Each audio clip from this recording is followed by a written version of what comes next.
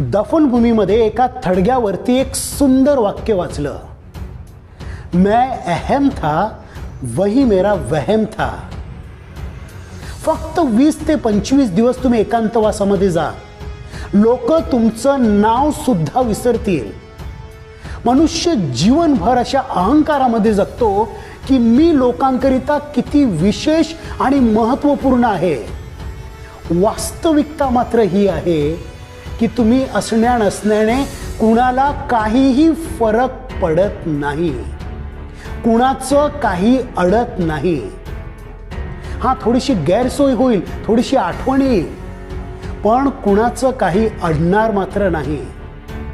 माणसाला आयुष्यभर असं का वाटतं की मी गेल्याने माझ्या कुटुंबाचं, माझ्या समाजाचं, माझ्या बिझनेसचं आणि माझ्या कंपनीचं कितीतरी अडेल. हा फक्त गैरसमज आहे.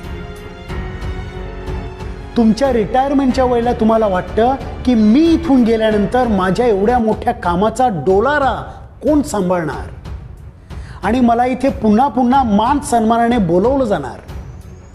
रिटायरमेंटच्या फक्त 20 दिवसानंतर त्या ऑफिसमध्ये या. कुणाकडे 5 मिनिटंही नसतील तुमच्याशी बोलण्यासाठी.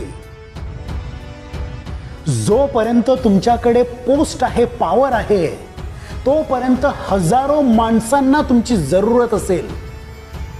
एकदा का तुमची पोस्ट गेली की कदाचित तुम्हाला कोणी ओळखणार सुद्धा नाही. एका शव उचलणाऱ्या माणसाने या कोविड काळामधील त्याचा एक भयंकर अनुभव सांगितला. एका घरामध्ये ते वडिलांचं शव उचलण्यासाठी गेलेले. त्याची 3 मुलं.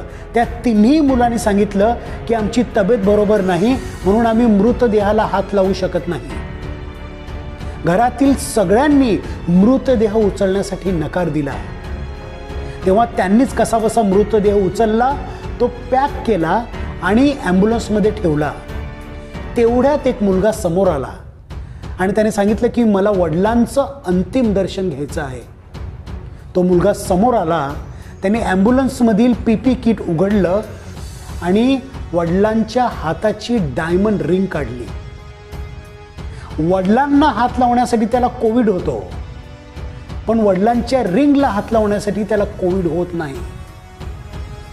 तुमचा उपयोग संपला की तुम्ही संपले. भा. तांबे यांच्या ओळी आठवतात, जन पळभर म्हणतील हाय हाय, मी जाता राहील कार्य काय. सगळे सोयरे डोळे पुसतील, पुन्हा आपुल्या कामी लागतील, उठतील बसतील हसून खिदळतील, मी जाता त्यांचे काय जाय.